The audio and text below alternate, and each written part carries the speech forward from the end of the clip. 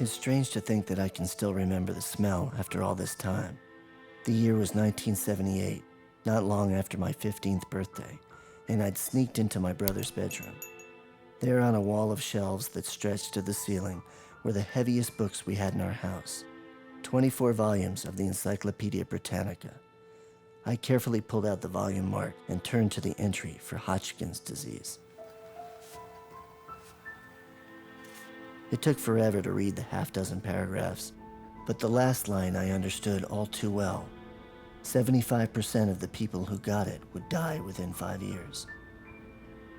As it turns out, I did not die from Hodgkin's, though the cancer had already spread from my neck to my lungs and spleen.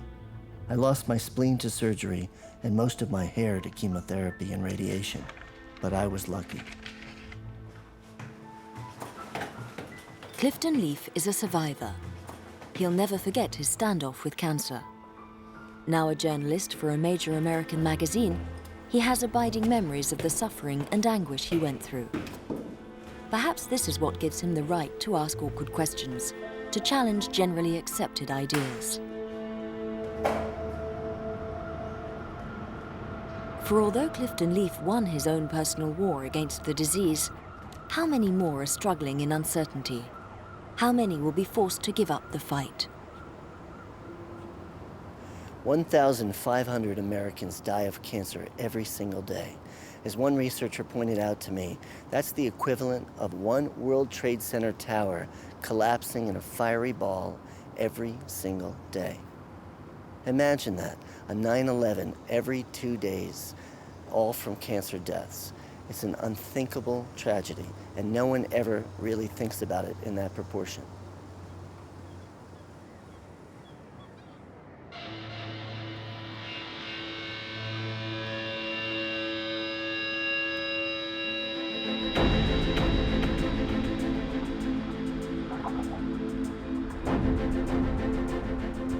Cancer has become the scourge of our industrialized societies. We wanted to know why. When we met him, Clifton Leaf had just spent several months traveling around the United States, doing research into how the war on cancer was progressing. Like us, he'd been influenced by the optimism of official declarations, and he wasn't expecting the results he uncovered. When I first set out to do this story, I thought we were entering a new age of cancer breakthroughs, of molecularly targeted medicine. That's really what I wanted to look at. I thought that was a good business story for Fortune. I thought that was a good science story, and it was exciting to me that we were turning the corner in the war. It was only after looking at the numbers that I began to wonder that something else was going on. And after starting to talk to people and discovering that, in fact, we were not doing well at all in this war, and that changed everything.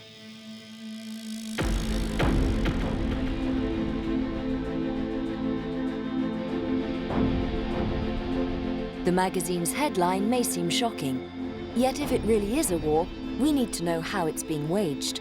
We need to understand how business rivalries dictate the direction research takes, and how influential lobbies put a lid on unpalatable statistics.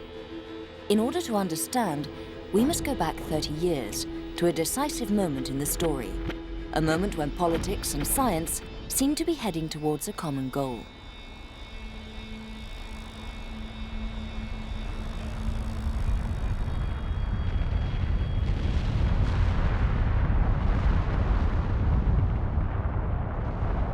(1969).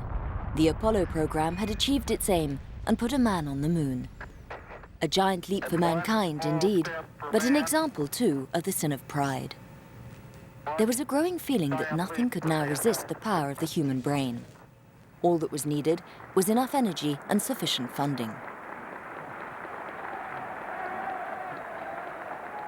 2 years later, Nixon uttered a short and thereafter famous speech declaring war on cancer. It was a war which he imagined would be short and glorious, like the Apollo program. I will also ask for an appropriation of an extra $100 million to launch an intensive campaign to find a cure for cancer, and I will ask later for whatever additional funds can effectively be used. The time has come in America when the same kind of concentrated effort that split the atom and took man to the moon should be turned toward conquering this dread disease.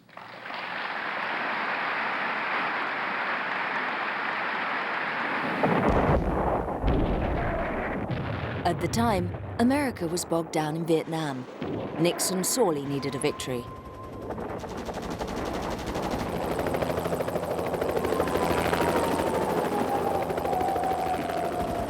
We were a country at war at that time.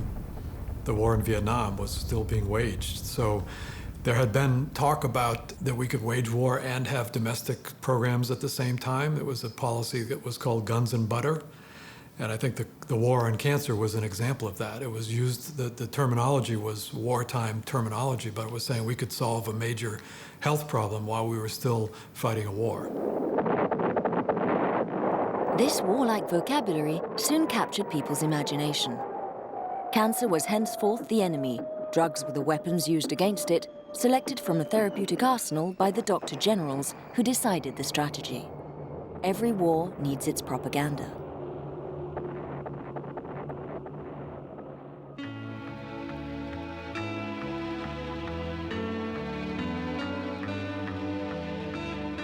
with the hope that the same kind of concentrated effort that took man to the moon will one day conquer this disease, cancer. Nixon had promised the discovery of a treatment within 5 years. The media shared this very political optimism.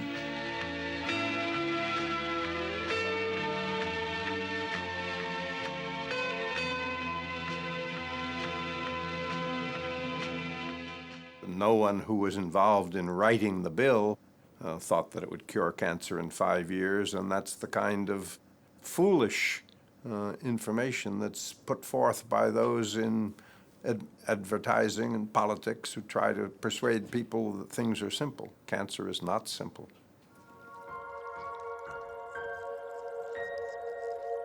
War was declared, the enemy identified, but no one knew anything about this enemy. Cancer at the time was a black hole. On savait que le cancer était des cellules qui devenaient folles, qui devenaient anarchistes, comme on disait alors, qui n'obéissaient plus aux lois des tissus, qui devenaient autonomes, indépendantes, qui s'infiltraient chez les autres, un petit peu comme des bandits qui allaient visiter les maisons voisines. Donc il y avait cette notion déjà très claire que c'était une maladie d'une cellule qui était devenue un petit peu folle.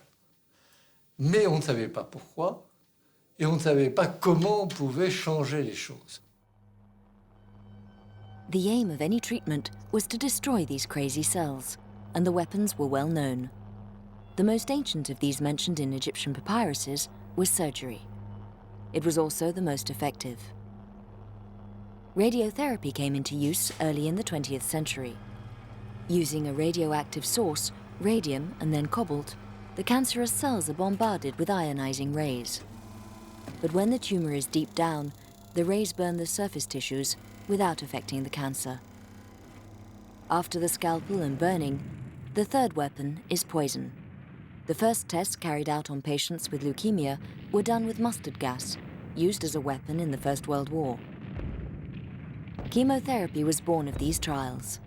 Its aim is to kill the cancerous cells that have colonized various parts of the patient's body, the metastases.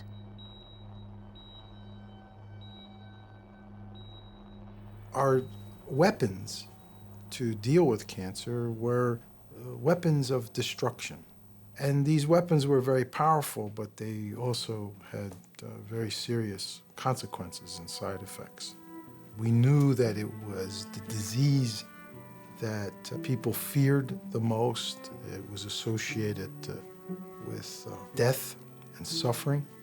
It was very frightening. Many people didn't even talk about cancer. In those years, the surgeon always came first. He felt responsible for the patient, for possible relapses, and therefore didn't want to leave a single cancerous cell around the site of the tumor.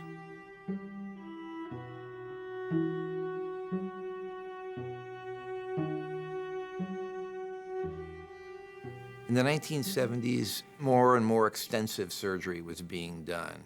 Pelvic exonerations, which would remove the bladder and the rectum and the uterus in women who had advanced cervical cancer. Exonerations of the face that would remove large portions of the face for advanced cancers, but these operations were very rarely curative.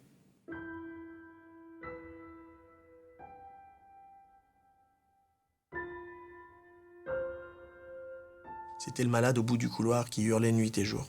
C'était ça le cancer. C'était des gens qui passaient en rasant les murs avec le regard bas parce qu'ils étaient amputés du sein, des muscles sous le sein. C'est des gens qui étaient brûlés, qui avaient du mal à respirer. Sans compter l'aspect social du cancer. Cette maladie, source de discrimination, d'exclusion, de ce regard si particulier des gens.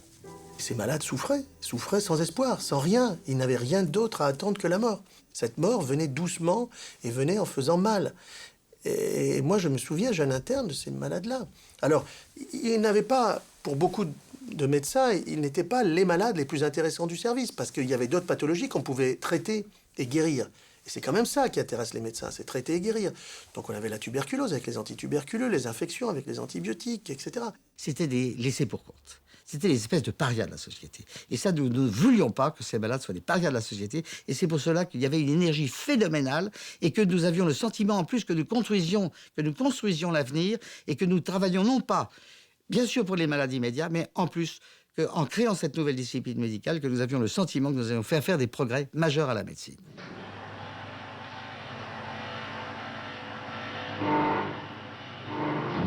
The most dramatic cases were children. In 1945, all children with cancer would die.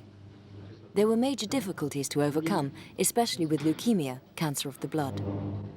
The surgeon was of no use here, and chemotherapy, with a small choice of products, only managed partial remissions.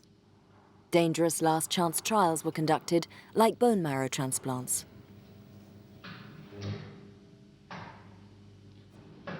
C'était des malades qui étaient condamnés à mort et qui étaient condamnés à mort à brève échéance. Donc on avait le droit, et on avait même le devoir de tout essayer pour les sauver. Mais c'était des situations épouvantables dans lesquelles on se trouvait, avec des enfants qu'on mettait dans un état épouvantable et qui souvent mouraient dans des conditions difficiles. Ne t'inquiète pas, tu n'auras pas mal. Ferme le point fort. This child is about to receive a bone marrow transplant provided by a donor in an adjoining operating theatre. To reduce the possibility of rejection, the child is first completely irradiated, stripped of all his immune defences. This revolutionary treatment was developed at Villejuif Hospital in France in the 1960s. It paved the way for the compatible bone marrow transplants carried out today. The children at the time did not survive. In children, it's hard to forget a child who dies and dies of a disease that you are incapable of helping. In 1955, James Holland was a member of the team which achieved the world's first cure by chemotherapy of a cancer of the placenta. Here at the Roosevelt Institute in New York State, he devoted all his energy to treating children with leukemia. He innovated, experimented, came up with new protocols.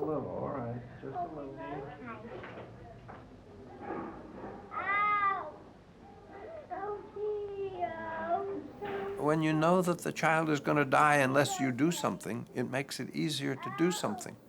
When you recognize the responsibility for the child's life rests in your hands, then you have to be good at giving the appropriate antibiotics, good at giving the appropriate support, and devising the treatments that are potentially valuable.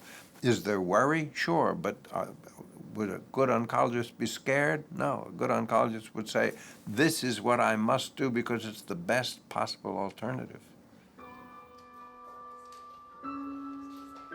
Gradually, the remission times lengthen. People started talking of survival curves. Today, children's cancers are among those that respond best to treatment, with a cure rate of about 75%. In the 1970s, the progress achieved against leukemia, thanks to chemotherapy, became the example to follow.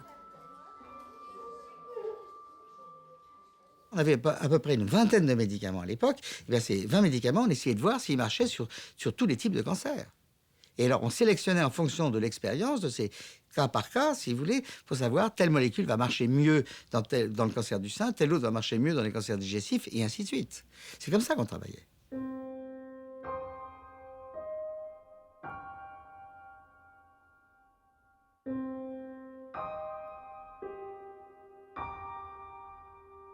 The challenge now was to go from cancer of the blood to other kinds of cancer. This required new products. Scientists explored nature in search of new poisons. They scoured the world's forests, investigated the know-how of witch doctors and healers, and dredged the depths of the oceans for a magic sponge with which to attack crazy cells. By 1975, the National Cancer Institute had already analysed 40,000 molecules taken from natural products. If a molecule exhibited an anti-carcinogenic effect on an animal, its toxicity was then studied. If the toxicity was judged to be acceptable, it was then tried on people. This led to therapeutic trials on a large scale. There was cooperation between countries, the United States, Europe, Canada. It became the business of statisticians. The aim was to gather the greatest number of patients to substantiate the validity of the experiments. La seule méthode, c'était de dire, on a un traitement qui ne marche pas fort, mais enfin qui existe. On va essayer de voir si on ajoute tel agent ou si on fait ça, si ça marche mieux.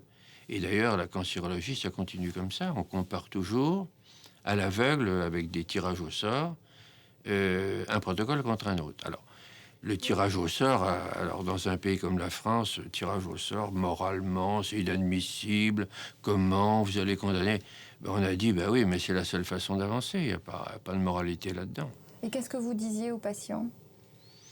Mais à ce moment-là, c'était beaucoup plus... On leur disait rien, à vrai dire. Quand il s'agissait d'évaluer un nouveau médicament, il fallait le tester contre un placebo. Et il y avait des quantités de groupes dans le monde qui acceptaient de faire ça pour pouvoir valider un concept. Mais ce disant, ils sacrifiaient à l'avance 50% des patients.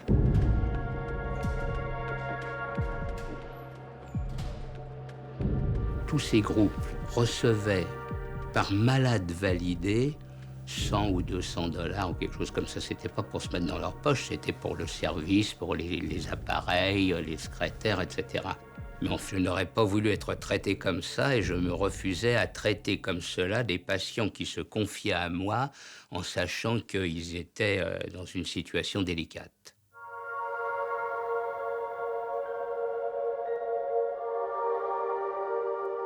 Science feels its way forward by trial and error, often getting waylaid. It doesn't obey anyone's political agenda. 5 years after the war was declared, cancer still didn't have its promised treatment.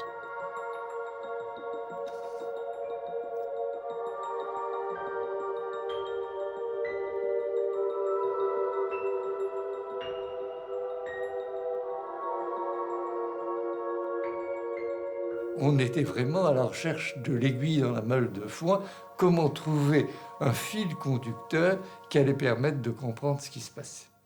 Et c'est là où le miracle est venu, pas d'une direction où on l'attendait, mais d'une autre direction, de l'étude des virus. Et c'est vraiment l'étude des virus qui a brusquement éclairci tout le problème. On pensait que, conformément aux modèles animaux, il y avait des virus qui portaient des gènes cancer, des gènes qui allaient créer le cancer, et que ces virus donc existaient également chez l'homme. The Nixon plan had unblocked millions of dollars for studying the link between viruses and cancer. The hypothesis was that a virus carrying a cancer gene somehow got into the cell. It was this that brought about the disorder and made the cell cancerous. Dozens of laboratories around the world joined the race to identify this virus.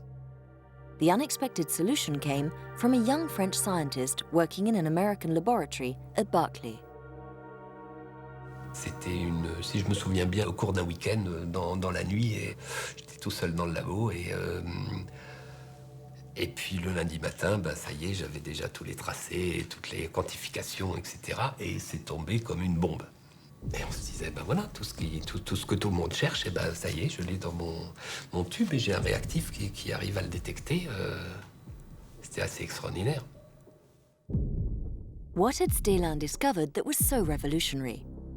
He'd found that the gene carried by the virus, the gene that triggers the cancer, already exists in the nucleus of every human cell. This discovery, which won the two bosses of Stélan's lab but not Stélan himself the Nobel Prize 13 years later, completely changed people's conception of cancer.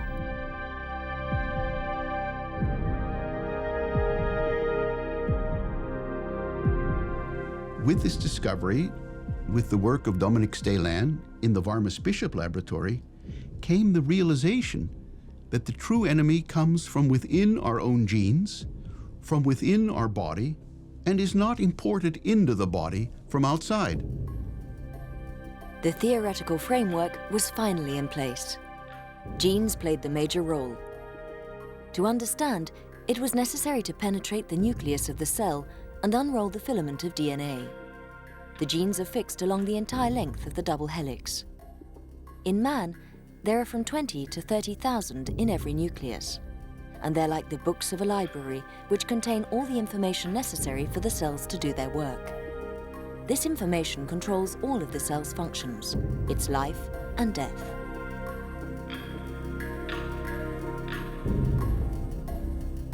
But DNA can be damaged. In this case, the genes are altered and the cell no longer behaves normally. If the gene responsible for the cell's growth mutates, it can cause the cell to multiply in an unpredictable way. This is how cancer starts.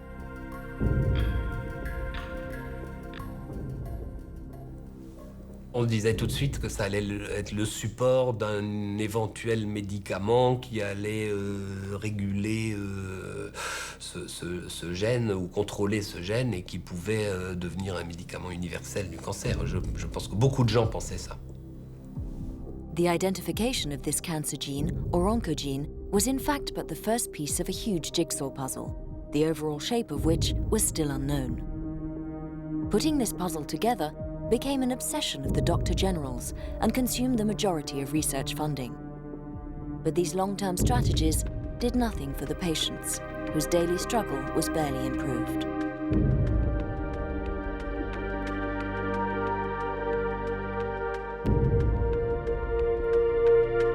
La science, ça prend du temps. On se dit, bon, ben, ça a fait un progrès, mais pas un progrès suffisant. Il faut voir comment on peut améliorer. Et puis, on a compris cette chose énorme, qu'on pouvait éviter l'apparition des cancers. In this war, a second front was now established, using a different kind of weapon, that of prevention. Preventing the appearance of certain kinds of cancer had been possible for over 20 years.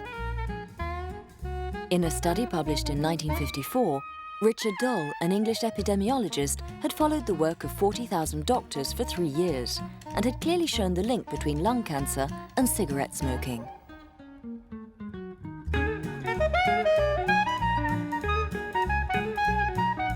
For a long time, this study had gone unheeded. The tobacco lobby fought back, relying on the cigarette's positive image as a symbol of independence and self-assurance.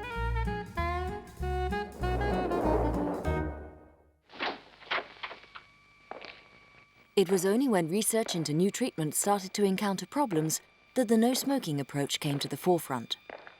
Here was a way of redressing the appalling mortality figures. The most hard-hitting campaigns were in the United States and England.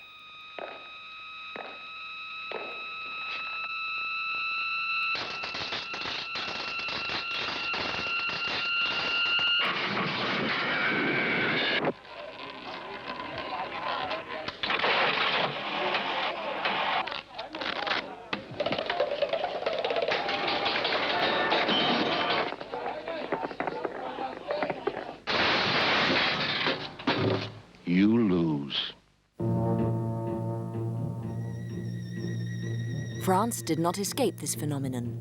There were 2 billion cigarettes consumed per year in 1900. By 1975, this figure had risen to 90 billion. Oncology had found its battle horse. In France, a law was passed placing restrictions on tobacco use. Cancer experts became media stars. On dit qu'il faut apprendre aux gens à fumer. Il faut qu'ils fument avec filtre, il faut qu'ils laissent de longs mégots, il faut qu'ils ne gardent pas la cigarette à la bouche, il faut qu'ils éteignent la cigarette. D'accord. Mais tout ça, c'est des petits palliatifs, c'est rien du tout par rapport au fait essentiel qu'est cette quantité de substances toxiques qu'une seule cigarette accumule dans le poumon. Une seule cigarette fait baigner le poumon pendant 15 minutes dans une atmosphère extrêmement toxique. Maurice Tubiana, a renowned radiotherapist, was for 20 years the cancer expert on television. Je voudrais... As official spokesman for the medical world, he brushed aside certain factors related to pollution to concentrate cancer prevention efforts on the no-smoking battle, and later, on early detection. Vous avez le droit, en fumant, de sacrifier 5 ou 10 ans de votre vie, mais est-ce que vous avez le droit de supprimer 5 ou 10 ans de la vie de vos enfants? D'abord, on a été traîné dans la boue comme ayatollah intolérant, et des médecins quelquefois connus ont pas toujours, de façon désintéressée, sont allés dire mais le tabac n'est pas dangereux, on exagère beaucoup, ça n'est pas du tout un vrai problème. Anything can be considered harmful. Applesauce is harmful if you get too much of it. I don't think many people are dying from applesauce. They're not eating that much. People are smoking a lot of cigarettes. Well, let me say it this way. The people who eat applesauce die. The people who eat sugar die. The people who smoke cigarettes die. Does the fact that people who smoke cigarettes die demonstrate that smoking is the cause?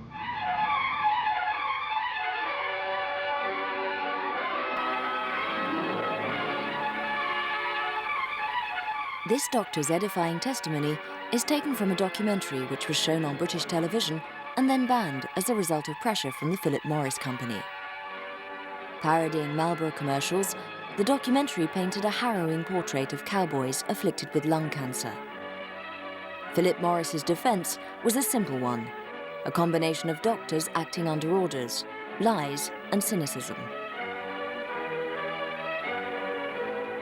You must remember that it was not too long ago in this country that they said cigarettes cause tuberculosis. Well, the tragedy of science was that they literally quit looking for the real cause of TB. You know, 7 states in the United States outlawed the sale of cigarettes as recently as the 1920s because they were sure they caused tuberculosis. Of course, later they found they had nothing to do with tuberculosis. How many people died as a result of that? That's what I think is very serious indeed. The response of the tobacco industry prefigured the strategies adopted by all industries later implicated in cancer cases. The first step is to minimize the gravity, then to cite scientific uncertainty while casting doubt on the validity of the research. The asbestos industry was no exception. For a long while, asbestos, along with the whole category of occupational cancer, would be ignored by those preaching prevention. Workers were dying of mesothelioma, a sort of lung cancer caused by asbestos dust, to widespread indifference. At companies like Johns Manville in the United States, striking workers were fighting for their cases of cancer to be acknowledged as occupational. They protested against the silence of the company doctors. For 20 years, 30 years, some of us have been very fortunate to make that.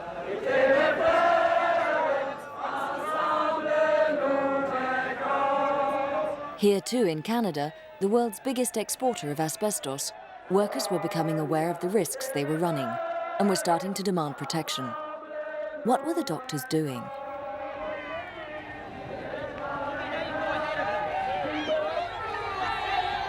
Je ne vois pas ce que nous, cancérologues, pouvions aller faire. Il aurait fallu aller dans les chantiers navals et dire aux gens voilà la façon dont il faut manipuler. C'est qu'en réalité, l'amiante, c'était quelque chose d'indispensable à une époque à l'industrie et que les lobbying, et on s'est bouché les oreilles et puis c'est tout.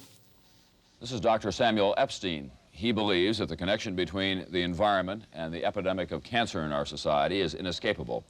It was in the United States that environmental problems were first added to the debate. In a groundbreaking book, Samuel Epstein was the first to make a virulent criticism of cancer policies.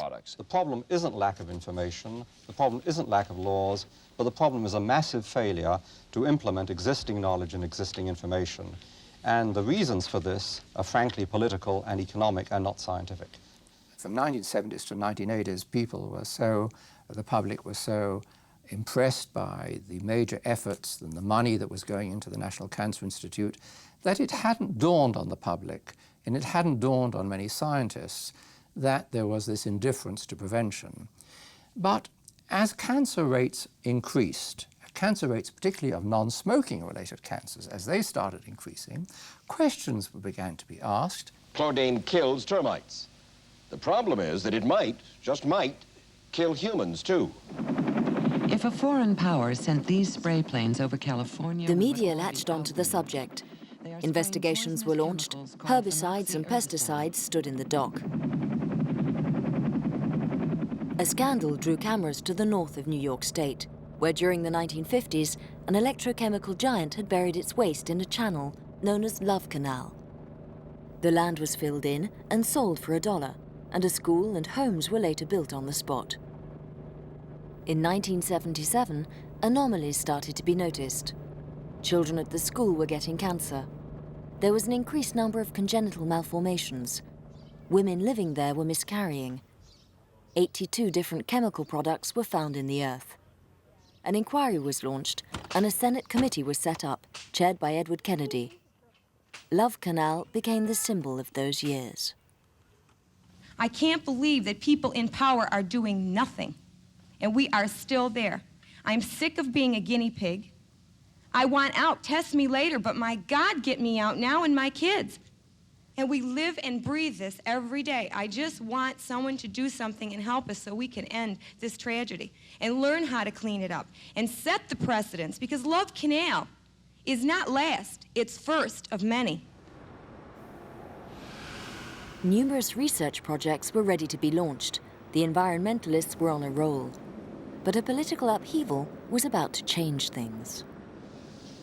You ain't seen nothing yet. Ronald Reagan was on campaign. Strictly adhering to a new economic liberalism, he was quick to attack anything that might impede free enterprise. He had the Environmental Protection Agency firmly in his sights. I have spoken consistently against overregulation. Now, you in the steel and the coal industry knows what it's like to deal with the EPA administrators who neither care about nor understand your industries. Those are the people that if they had their way, you and I would have to live in rabbit holes or birds' nests. Once elected, Reagan kept a few of his promises. He slashed the EPA's budget by 60%, cut off numerous researchers' funding, and drew up a blacklist of scientists to be eliminated from the public circuit. I was at the top of the list, together with a friend of mine called Matthew Meselson from Harvard, who had been involved with me in forcing the administration to stop the use of Agent Orange in Vietnam. And against my name, and Meselson's name, was perfectly horrible, keep out at all costs.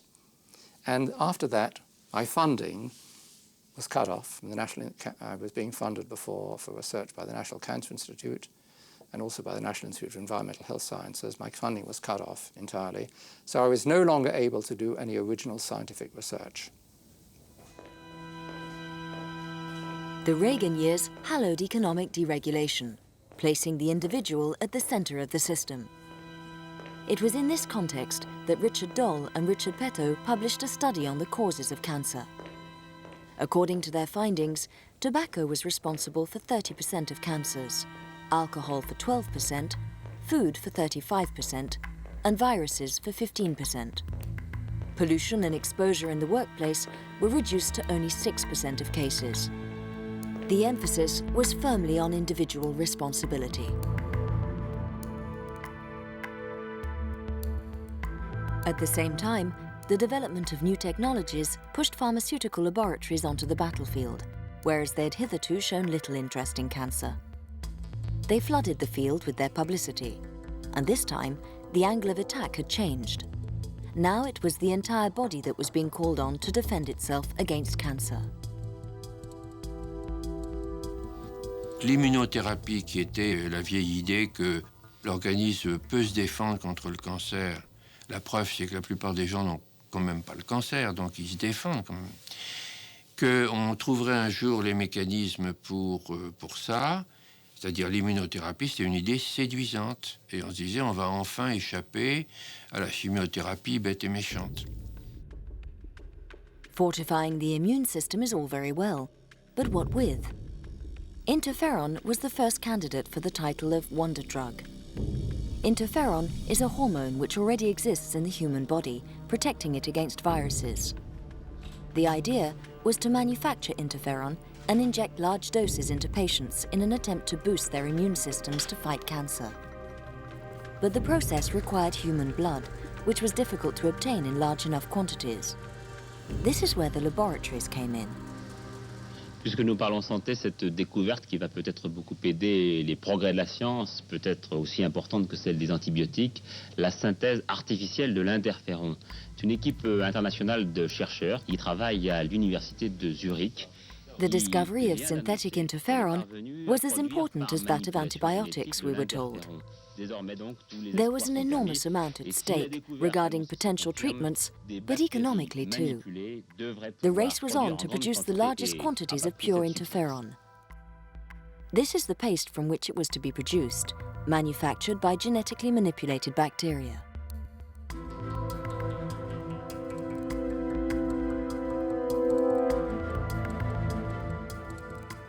Next came the race to carry out drug trials. The surprise came from the University of Texas in January 1981. Jordan Gutterman, a renowned cancer expert, announced that interferon tests would be carried out on 16 volunteer cancer patients. 7 of those 16 patients in the initial study with pure synthetic interferon achieved regression of far advanced cancer. The speed took people by surprise, as did the means of communication, a press conference. Gutterman was under contract to 2 laboratories, Hoffman and Genentech, who supplied him with the very costly product. Questions of ethics were pushed aside. The winner would be whoever got there first, whoever pulled off the miracle. Even the patients were invited to the media circus. Oh, I feel it's a miracle drug, and I hope it's available to the whole world eventually. This was the star system at play, but in this case, cancer itself was the star. And the disappointment was on a par with the initial excitement. In fact, interferon has extremely toxic side effects, and it's only effective in 2 types of cancer. A far cry from the hoped-for miracle, and after millions had been invested. Interferon showed what the future would be like in the 1980s. Innovation, business, and media coverage.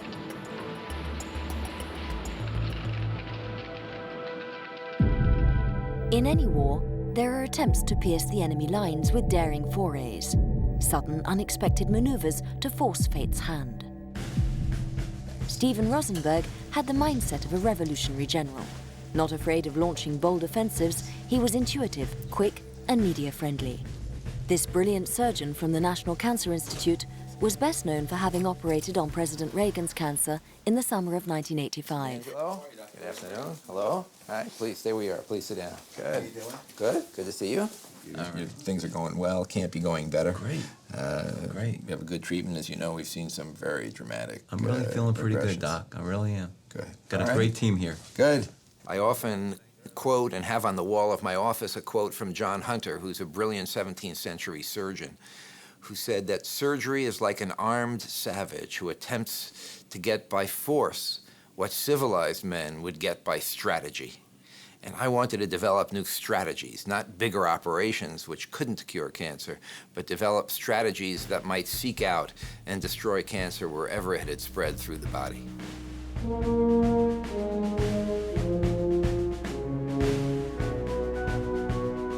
With high-tech means, Rosenberg pushed the logic of immunotherapy to its limit. White blood cells into killers of cancerous cells. In the laboratory, he combined interleukin-2, a hormone of the immune system, with the patient's white blood cells, and then injected the mixture back into the patient's body. It was a revolutionary and sophisticated treatment.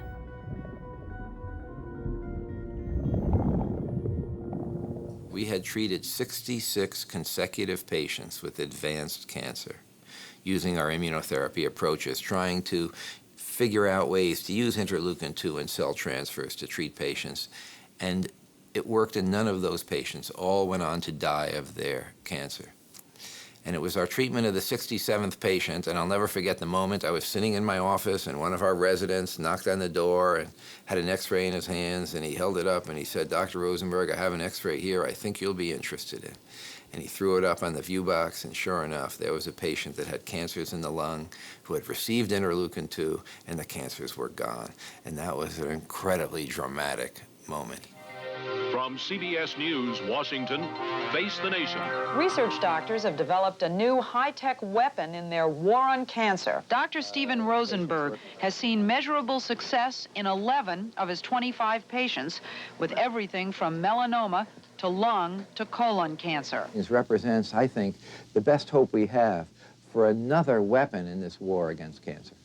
Arrêtons-nous quelques instants sur une information qui prouve que chaque jour, la communauté scientifique marque des points contre le cancer. Une révélation faite aujourd'hui par le professeur Steven Rosenberg. Monsieur Rosenberg est l'une des grandes sommités mondiales. Tous les milieux scientifiques sont d'accord pour dire que c'est le plus grand pas accompli depuis longtemps dans la lutte contre le cancer. The images of these two patients went around the world and triggered disproportionate expectations. We were getting between 500 and 1,000 phone calls every day of patients who were in desperate situations that were seeking treatment. And I think all that early publicity raised unrealistic expectations. I mean, it was just a beginning. It was a treatment in the infancy of its development. The media coverage was premature. Desperate cancer sufferers were ready to pay up to $30,000 to private companies for the interleukin treatment, which was very difficult to administer. The side effects were disastrous. Some patients were rushed to intensive care. In fact, Rosenberg's promising early results were never reproduced. Around the world, research continued with all its mistakes and false moves. Les chercheurs japonais viennent de nous apporter un nouvel espoir dans le traitement du cancer. Donner un espoir à tous ceux qui souffrent du cancer du rein. Ce mal était considéré jusqu'à présent comme intraitable. Il ne le serait plus. En médecine, on peut mettre au point des micromissiles biologiques. Tout aussi important, un nouveau traitement anticancéreux vient d'être expérimenté aux États-Unis. When the National Cancer Institute or American Cancer Society would come out with a statement, "We've turned the war on cancer," the media would accept it. Who were the newspapers to criticize? How would they know the science? The authorities told them they were making great progress, not only in the war against cancer, we're discovering magic cures for cancer. So the media rolled over. Ironically, and despite such optimistic press releases, real progress would come from an ancient weapon, surgery. Even as late as the 1980s, breast cancer surgery was still a radical affair. Surgery was already necessary to ascertain whether the tumor was malignant or not. If it was, the surgeon would remove the whole breast, the pectoral muscles, and the lymphatic canals. Before going into theatre, patients had to sign a consent form, authorizing the doctor to carry out this mutilation if he deemed it necessary.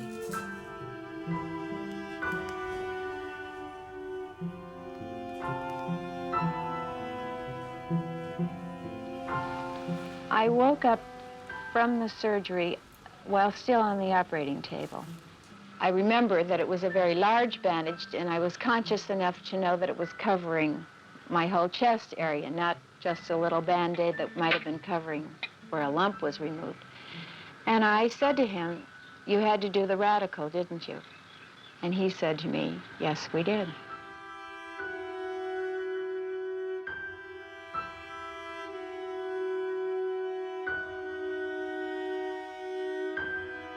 Il faut quand même que vous compreniez qu'avant 1985, c'est pas il y a 200 ans, hein, c'est il y a très peu de temps, il y a 20 ans, avant 1985, que vous ayez, par exemple, prenez le cancer du sein, qu'une femme se découvre porteur d'une tumeur d'1 centimètre, petit comme ça, ou d'une énorme tumeur de 14 ou 15 centimètres, la sanction était la même, on enlevait le sein. À partir de là, pourquoi voulez-vous que des femmes aillent faire du dépistage? Puisque de toute façon, là, si on trouve un cancer, c'est pareil, on les mutile, on enlève un sein.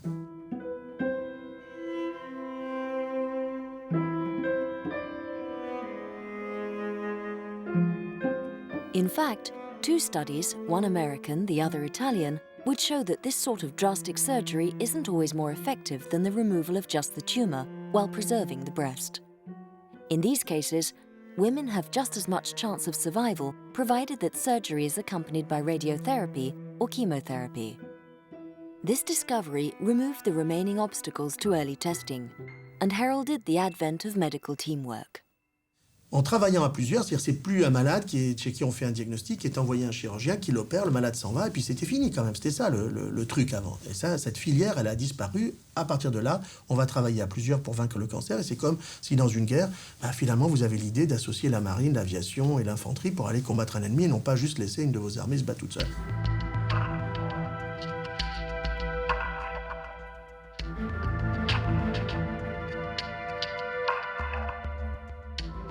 For those seeking a decisive breakthrough, the next battle would be fought deep in the cell itself. The plan was to use previously untried arms to attack the untouchable, the secret heart of our biological identity. Who would dare meddle with our genes? Teams were gearing up, but this wasn't the 1970s anymore. Authorization was now required. Back into center stage stepped Steven Rosenberg, keen to be the first to use these new techniques and step boldly into the unknown.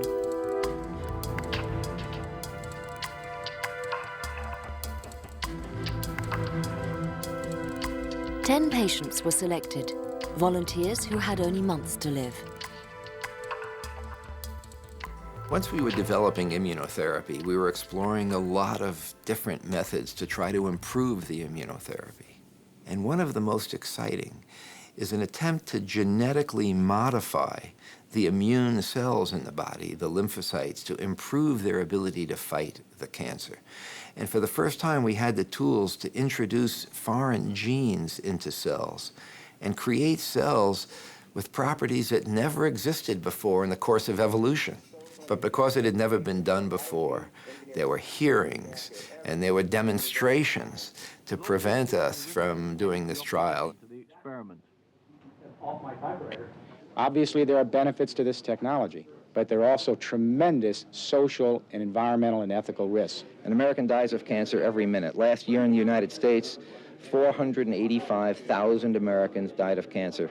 We're working around the clock desperately to try to find better ways to treat this disease. Deal with the ethical, social, and eugenics. And it took over 2 years to get approval before we finally began the first attempts to genetically modify people, do gene therapy for cancer treatment.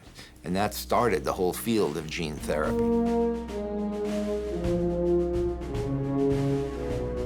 Genetic therapy is a mechanical operation. The idea is to replace a defective piece, the mutated gene at the origin of the cancer, with a new piece, a correctly functioning gene.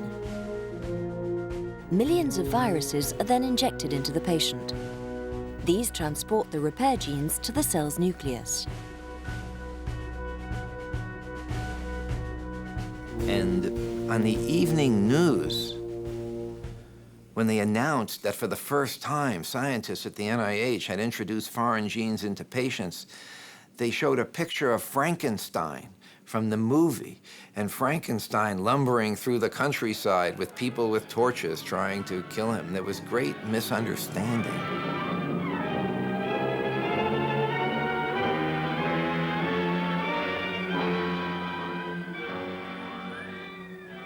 But the cancerous cell harbors too many unsteady genes. Despite all the attempts made over many years, genetic therapy still hasn't proved its worth.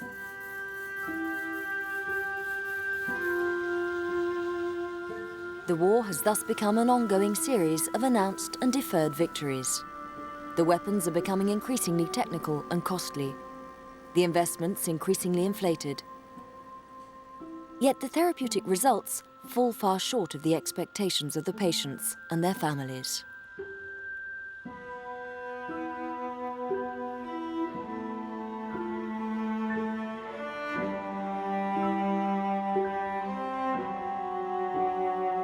Hope and optimism have masked the problem of the fact that we're not getting anywhere and something is broken in the way we do research and treat patients. And so we need hope and we need optimism. We need to be focused on the good in the world, and because otherwise everyone would lose heart and we wouldn't want to tackle this difficult problem. But you can't let that blind you to the fact that things are broken, and they're severely broken.